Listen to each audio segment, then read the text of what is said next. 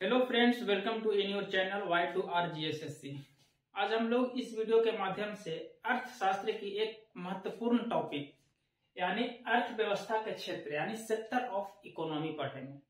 समझे कि हमारे अर्थव्यवस्था पर आर्थिक क्रिया के आधार पर, आर्थिक कार्य के आधार पर और आर्थिक स्वामित्व के आधार पर हमारे अर्थव्यवस्था को कितने भागों में बांटा गया है। जानेंगे कि हमारे अर्थव्यवस्था पर कौन से सेक्टर कितना प्रभावित है, हमारे जीडीपी में कौन से ज्यादा योगदान देते हैं। अर्थव्यवस्था अर्थशास्त्र का हम लोग जनक जानेंगे कि इसके जनक कौन है, भारतीय जनक जानेंगे। हमारे प्राचीन इतिहास का अर्थशास्त्री कौन थे, जनक जानेंगे। साथ ही साथ एग्जाम के व्यू से देखेंगे कि कौन से टॉपिक कितना इंपॉर्टेंट है। तो सबसे पहले समझेंगे कि अर्थशास्त्र क्या है। अर्थशास्त्र एक सांस्कृतिक शब्द है जो अर्थ और शास्त्र की संधि से बना है। अर्थ का मतलब होता है धन, अर्थ का मतलब होता है धन, और शास्त्र की संधि से जो पूरा धन का अध्ययन।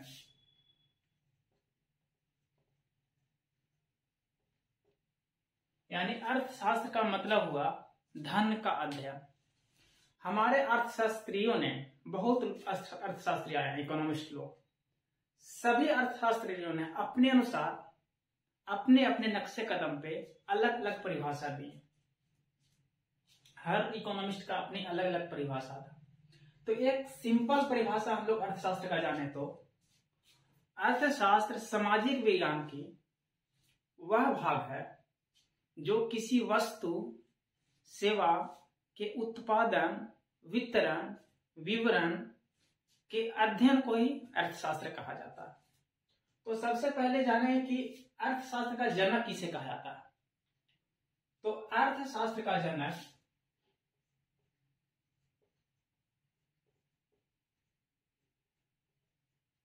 एडम स्मिथ को कहा जाता है। अर्थशास्त्र का जनक किसे कहा जाता है? एडम स्मिथ के। एडम स्मिथ एक ब्रिटिश थे। कौन से इकोनॉमिस्ट थे? ब्रिटिश इकोनॉमिस्ट थे। इनके एक बहुत ही महत्वपूर्ण पुस्तक है। उस पुस्तक का नाम वेल्थ ऑफ नेशन है। क्या है? Wealth of Nations. उस पुस्तक की रचना 1776 ईस्वी में हुई थी। कब हुई थी? 1776 ईस्वी में। एडम स्मिथ के एक सिद्धांत है जो बहुत ही एग्जाम में पूछे जाते हैं, बहुत ही महत्वपूर्ण है। उस सिद्धांत का नाम है कर का सिद्धांत। कौन सा सिद्धांत? कर का सिद्धांत। ये जितने भी टॉपिक आपके हैं सभी एग्जाम के व्यू से बहुत ही इंपॉर्टेंट है। चाहे वो एग्जाम किसी भी तरह का, रेलवे का हो, एसएससी का हो, किसी भी कॉम्पिटिटिव एग्जाम का हो, या स्टेट पीसीएस हो, बीपीएससी हो, यूपीएससी हो। अब समझेंगे भारतीय जनक कौन है। तो भारतीय जनक विश्वेश्वरैया को कहा जाता है। किसको कहा जाता है?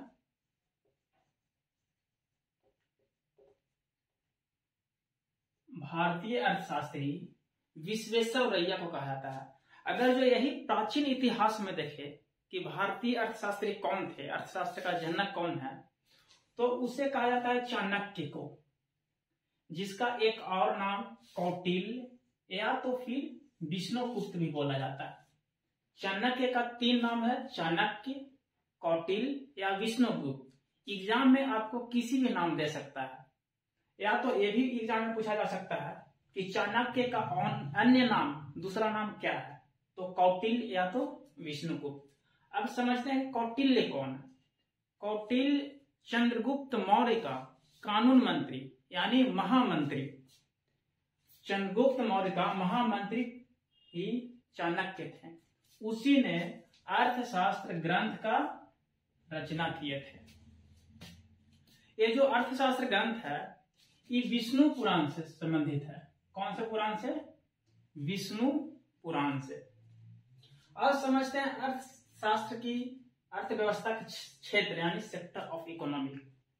सेक्टर ऑफ इकोनॉमी 3 क्रिया के आधार पर बांटा गया है, मुख्यतः 3 बेसिस पे बांटा गया है। सबसे पहला बेसिस है आर्थिक क्रिया के आधार पर, यानी बेसिस ऑन इकोनॉमिक एक्टिविटीज, यानी इसके स्वरूप के हिसाब से कि यह स्वरूप कैसा है, प्राथमिक है, द्वितीयक है या तृतीयक है। दूसरा है आपका कार्य के आधार पर, वर्क के आधार पर, जिसमें शर्त होती है कि वो संगठित है या तो फिर असंगठित है। और तीसरा है आपका स्वामित्व, यानी स्वामित्व के आधार पर, यानी ऑनरशिप के आधार पर, यानी कंपनी के मालिक के अनुसार पर, यानी किसका उस कंपनी पे किसका दायित्व है, किसका कंपनी है। तो हम लोग 3 देख लिए, आर्थिक यानी स्वरूप के हिसाब पे, शर्त के हिसाब से और स्वामित्व के हिसाब से। अब समझते हैं कि स्वरूप क्या है और स्वरूप को कितने भागों में बांटा गया। तो स्वरूप कहें तो ये 3 प्रकार के हैं। स्वरूप में कितने भाग हैं? 3 भाग, प्राथमिक सेक्टर, द्वितीयक सेक्टर और तृतीयक सेक्टर, यानी प्राइमरी, सेकेंडरी एंड टर्टियरी, तृतीयक क्षेत्र। समझते हैं पहले प्राथमिक क्षेत्र क्या है। प्राथमिक क्षेत्र जो सीधे प्राकृतिक से जुड़ा हो, किससे जुड़ा हो? सीधे प्राकृतिक से जुड़ा हो। जैसे हम लोग देख लेते हैं कृषि। कृषि क्या है? सीधे प्राकृतिक से जुड़ा है। उसके बाद क्या है? उत्खनन, कोयला खदान हो गया, उत्खनन, सोना चांदी, क्या ये उत्खनन का सामान बोल रहा है, उत्खनन। कच्चा तेल यानी रॉ मटेरियल। मत्स्य पालन यानी मछली का क्या हो गया? उत्पादन। वानिकी यानी वन्य जीव। पशुपालन, पशुपालन में आ गया भेड़ पालन, मछली पालन। अगर जो प्राथमिक सेक्टर की बात करें तो इसकी जीडीपी में हमारे जो भाग होते हैं वो 1950-51 के हिसाब से 51% यानी 51% प्राथमिक क्षेत्र से दायित्व रखा जाता था, जो कि अभी जाने तो ये 18% है, हमारे जीडीपी पे प्रभाव डालता है।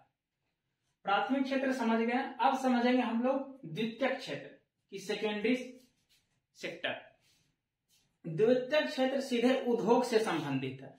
किससे संबंधित है? उद्योग हो या तो विनिर्माण हो, कृषि हो, यंत्र हो, कृषि यंत्र हो, यानी यहाँ जिस यंत्र का आ जाएगा, उद्योग का आ जाएगा, मशीन का नाम आ जाएगा, तो वो किस में आएगा? द्वितीयक सेक्टर में, यानी सेकेंडरी सेक्टर में। इसमें क्या हो गया? विनिर्माण हो गया, फैक्ट्री हो गया। फैक्ट्री में क्या? सेक्टर सेकेंडरी सेक्टर में आएगा। उद्योग हो गया आपका, विद्युत गैस हो गया, जल आपूर्ति हो गया। ये सब कौन से सेक्टर में आते हैं? द्वितीयक सेक्टर में। अब है तृतीयक सेक्टर। तृतीयक सेक्टर किसके? तृतीयक सेक्टर को सेवा सेक्टर यानी सर्विस क्षेत्र भी कहा जाता है। इसको क्यों कहा जाता है? क्योंकि इसमें शिक्षा, कोई स्कूल हो गया, स्वास्थ्य, हॉस्पिटल हो गया, परिवहन यानी गाड़ी मोटर, जॉब यानी नौकरी, रिटेलर यानी कोई दुकानदार अपना काम कर रहा है, तो किस में आ जाता है? तृतीयक सेक्टर में। व्यापारी, संचार प्रसारण, लोक प्रसारण, रक्षा, ये किस क्षेत्र में आ रहा है? ये सेवा क्षेत्र में आ रहा है। मतलब एक कृषि का काम नहीं कर रहे हैं, ना ही ये उद्योग कर रहे हैं, ये क्या कर रहे हैं? सीधे सेवा कर रहे हैं। क्या कर रहे हैं? सेवा कर रहे हैं। यानी जो भी सेक्टर सेवा से संबंधित आएगा, यानी ये शिक्षा हो गया, शिक्षा में क्या होगा? स्कूल हो गया, कॉलेज हो गया। इसमें क्या होता है? स्कूल कॉलेज में पढ़ाई होती है, यानी शिक्षा दिया जा रहा है। क्या किया जा रहा है? यानी सेवा किया जा रहा है। स्वास्थ्य हो गया, हॉस्पिटल में, हॉस्पिटल में क्या होता है? इलाज होता है, उसमें क्या? सेवा दिया जा रहा है, या तो वो गवर्नमेंट हो या तो फिर अनगवर्नमेंट हो। बाकी आगे हम लोग देखेंगे कि कौन से ऑर्गेनाइज्ड है या अनऑर्गेनाइज्ड है। परिवहन हो गया, गाड़ी चालन, जैसे कोई गाड़ी चला रहा है तो क्या कर रहा है? एक सेवा कर रहा है, कौन से सेक्टर में है? सर्विस सेक्टर में है। जॉब हो गया आपका, नौकरी हो गया, रेलवे हो, आर्मी हो, कोई भी जॉब हो। रिटेलर यानी दुकानदार हो, दुकानदार क्या कर रहे हैं? अपना सामान को बेच रहे हैं, यानी लोगों तक वो क्या कर रहे हैं? पहुंचा रहे हैं। वो क्या कर रहे हैं? सेवा कर रहे हैं। वो गया तृतीयक सेक्टर में आपका। व्यापार, व्यापारी मतलब सामान का लेन देन, एक जगह से दूसरे जगह व्यापारी सामान को ला करके बेच रहे हैं, यानी लोगों तक पहुंचा रहे हैं, वो सेवा कर रहे हैं। संचार प्रसारण, टीवी प्रसारण आपको हो गया, टीवी पे कोई न्यूज है या तो किसी बात को पहुंचाना है एक दूसरे तक, वो क्या हो गया? सेवा सेक्टर में। लोक प्रशासन यानी हमारे व्यवस्था, हमारी पुलिस सेवा हो गया, ये सब क्या होगा? सेवा कर रहे हैं। रक्षा, हमारे देश की रक्षा, आर्मी हो गया। अब समझ, आर्थिक क्रिया के हिसाब से समझ गए, स्वरूप के हिसाब से हम लोग समझ गए। 3 सेक्टर होते हैं, प्राथमिक सेक्टर, द्वितीयक सेक्टर और तृतीयक सेक्टर। यानी आमतौर पर समझ सकते हैं कि जो सीधे प्राकृतिक से जुड़ा हो वो प्राइमरी सेक्टर कहलाता है, जो उद्योग धंधा से जुड़ा हो वो सेकेंडरी सेक्टर कहलाता है, और जो सेवा से यानी एक दूसरे को सेवा कर रहे हैं तो वो क्या कहलाता है? तृतीयक सेक्टर। तृतीयक सेक्टर के एक और सेक्टर नाम से जाना जाता है, कौन सा? सेवा यानी सर्विस सेक्टर। अब एक और इसमें पूछा जाता है एग्जाम में, ये जो प्राइमरी सेक्टर है, प्राथमिक क्षेत्र, इसको रेड कॉलर जॉब भी बोला जाता है। क्या बोला जाता है? Red collar job. और द्वितीयक सेक्टर को व्हाइट या ब्लू कॉलर जॉब, क्या बोला जाता है? व्हाइट या ब्लू कॉलर जॉब। अब समझें कि व्हाइट कॉलर जॉब कब बोला जाता है, ब्लू कॉलर जॉब कब बोला जाता है।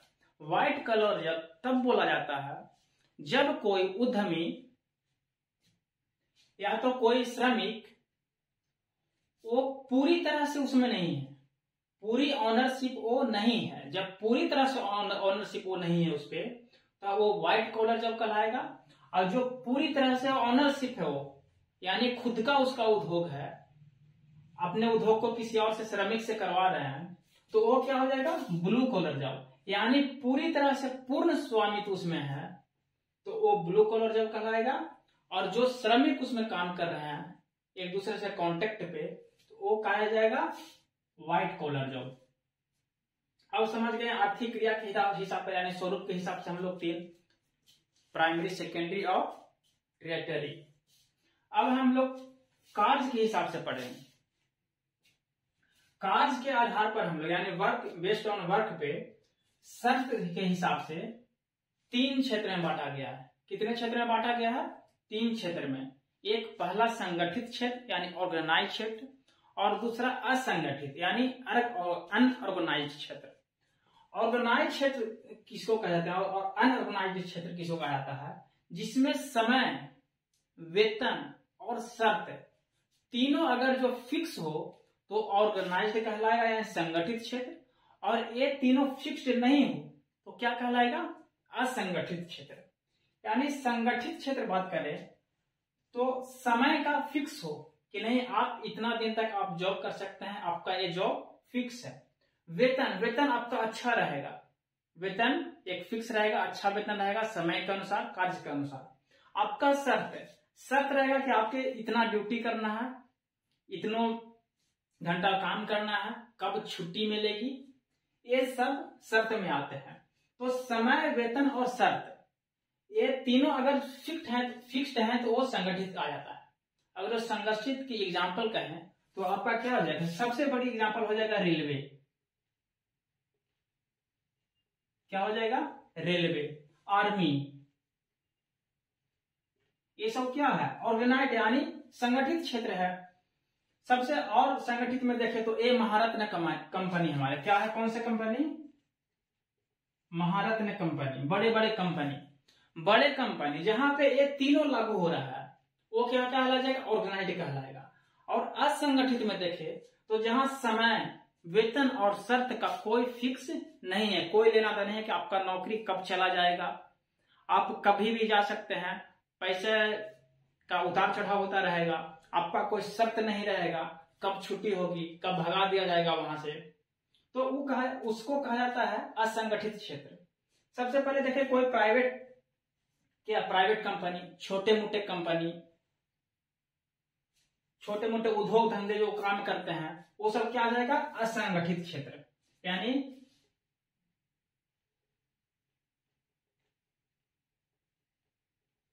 छोटे कंपनी, स्मॉल कंपनी। अब कार्य के आधार पर शर्त हम लोग समझ रहे हैं कि संगठित क्या हुआ और असंगठित क्या हुआ। अब स्वामित्व के हिसाब से समझते हैं। स्वामित्व यानी ओनरशिप, उस कंपनी का मालिक कौन है, उसका अधिकार कितना है, उस बेसिस से समझते हैं। तो एक आता है सार्वजनिक, इसमें 4 भागों में बांटा गया है। ओनरशिप के आधार पर कितने भागों में बांटा गया है, 4 भागों में। कौन कौन, सार्वजनिक क्षेत्र, निजी क्षेत्र, संयुक्त क्षेत्र और सहकारी क्षेत्र। तो एक एक कर करके हम लोग समझेंगे। सबसे पहले देखेंगे सार्वजनिक क्षेत्र यानी पब्लिक सेक्टर। कौन सा सेक्टर, पब्लिक सेक्टर। यानी पब्लिक सेक्टर उसको कहा जाता है जो पूरी तरह से सरकार के हैंड में हो, यानी सरकार के हाथ में है, उस पे पूरा अधिकार, कानून का, उसकी ये तीनों का, समय, वेतन, शर्त का, ये सब कौन फिक्स करता है, सीधे सरकार फिक्स करता है। यानी सरकार जब फिक्स करता है तो उसको बोला जाता है क्या, सार्वजनिक सेक्टर। अब एक है निजी सेक्टर। निजी सेक्टर उसको बोला जाता है जो किसी व्यक्ति को उसके हाथों में सौंप दिया जाता है, उसको ऑनर दे दिया जाता है कि एक कंपनी किसी एक व्यक्ति के हाथों में सौंप दिया जाता है, तो उसको कहा जाता है क्या, निजी कंपनी। जैसे रिलायंस कंपनी, टाटा, ये सब क्या है, ये निजी कंपनी है, निजी सेक्टर है। सार्वजनिक में हो गया आपका, जैसे रेलवे हो गया, रेलवे आपका सार्वजनिक है क्योंकि पूरी स्वामित्व इसका किसका है, सरकार का है। निजी का बात करें तो पूरी स्वामित्व इस पे किसका है, किसी एक व्यक्ति का है, उसका अपना कंपनी है, उस कंपनी इस व्यक्ति के आधार पर चलेगा, ना कि हमारी सरकार के आधार पर। जब सरकार के आधार पर सब कुछ तय होती है तो उसे सार्वजनिक यानी पब्लिक बोला जाता है। और जो किसी व्यक्ति के निजी हाथों में, निजी व्यक्ति को दे दिया जाता है, तो उसको बोला जाता है निजी यानी प्राइवेट सेक्टर। एक आता है संयुक्त सेक्टर। संयुक्त सेक्टर उसको बोला जाता है जिसमें प्राइवेट और पब्लिक दोनों हो, यानी ऑनरशिप में परसेंटेज के अनुसार कौन से कितना परसेंट है वो कंपनी और सरकार तय करती है। तो संयुक्त में हो जाता है प्राइवेट और पब्लिक दोनों, यानी सरकार की भी स्वामित्व हो उसमें, और सरकार के साथ साथ उसमें किसी निजी व्यक्ति का भी स्वामित्व हो। वो परसेंटेज के अनुसार के कौन से कितना परसेंट पे अपने इस पे अधिकार करते हैं। तो संयुक्त कंपनी में सबसे बड़ी कौन से, मेट्रो हो गया। मेट्रो में देखेंगे तो आपको सरकार का भी स्वामित्व है और प्राइवेट का भी स्वामित्व है। अब एक सहकारी है, सहकारी में कोऑपरेटिव। कोऑपरेटिव उसको बोला जाता है जहां पे कुछ लोग मिलकर 20, 30, 50 लोग मिलकर एक अपना संस्था बनाते हैं, और वो जो तय होती है वो सबके हिसाब से तय होती है। 20 हो, 25 हो, 30 लोग हो, सभी लोगों के हिसाब से जो नियम कानून तय होती है, समय, वेतन, शर्त जो उस पे होता है, उसको कहा जाता है सहकारी यानी कोऑपरेटिव। कोऑपरेटिव के लिए एक बैंक भी बनाया गया है। कौन सा bank, NABARD bank, cooperative bank. ये सरकार द्वारा सहकारी लोगों को, यानी सहकारी लोगों को, व्यक्ति को, उसके उद्योग धंधों को बढ़ाने के लिए, चलाने के लिए कोऑपरेटिव बैंक। कौन सा बैंक,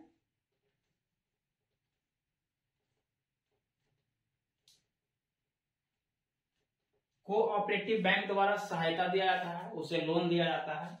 और नाबार्ड, ये सब हम लोग समझते हैं कि हमारे जीडीपी में कौन से क्षेत्र का, कौन से सेक्टर का कितना योगदान है। यदि 1950-51 के डेटा से बात करें तो प्राइमरी सेक्टर का योगदान 55% था। कितना था, 55%। जो हाल की डाटा से जाने तो हमारे जीडीपी में 55% कितना हो गया, 18% योगदान हो गया। वही सेकेंडरी में बात करें तो 1950-51 में कितना योगदान था जीडीपी पे, 15%, जो अभी हाल में 27% पे हो गया है। तृतीयक सेक्टर की बात करें तो 1950-51 में 30% का योगदान देता था, जो अभी बढ़ कर कितना हो गया 55%। यानी इस चीज से मालूम हो रहा है कि पहले की डाटा, पुराने डाटा से आज की डाटा में लोग प्राइमरी सेक्टर से किस में बढ़ रहे हैं, सेकेंडरी सेक्टर में। यानी 18% से कितना बढ़ हो गया 55%। जो पहले 55% था प्राइमरी सेक्टर में, जो अभी तृतीयक सेक्टर में 55% हो गया। यानी आमतौर पर समझा जा सकता है कि यानी उद्योग धंधा यानी विकास पे, यानी आर्थिक विकास पे किस पे प्रभाव पड़ रहा है, यानी प्राथमिक सेक्टर से लोग किस में आ रहे हैं, तृतीयक सेक्टर में। यानी कृषि से लोग किस में आ रहे हैं, शिक्षा में, जॉब में। यानी लोगों का विकास होगा तो आमतौर पर समझ सकते हैं कि लोग प्राथमिक सेक्टर से तृतीयक सेक्टर में जाएंगे। अब समझते हैं कि किसी भी उत्पादन का हम लोग स्वरूप के हिसाब से, शर्त के हिसाब से और स्वामित्व के हिसाब से देखते हैं। यदि कृषि को लेते हैं तो कृषि कौन से सेक्टर में आता है, आर्थिक यानी स्वरूप के हिसाब से या प्राथमिक सेक्टर में आएगा। वही अगर जो ऑर्गेनाइज यानी शर्त के हिसाब से बात करें तो कृषि किस में आ जाएगा, अनऑर्गेनाइज में आ जाएगा। इसका कोई समय, वेतन और शर्त फिक्स नहीं है, तो कृषि क्या आ जाएगा, स्वरूप के हिसाब से देखें तो कृषि प्राथमिक में आ जाएगा, शर्त के हिसाब से देखें तो असंगठित में आ जाएगा, अनऑर्गेनाइज में आएगा। और वही स्वामित्व के हिसाब से देखें तो किस में आ जाएगा, निजी में आ जाएगा, यानी प्राइवेट में आ जाएगा।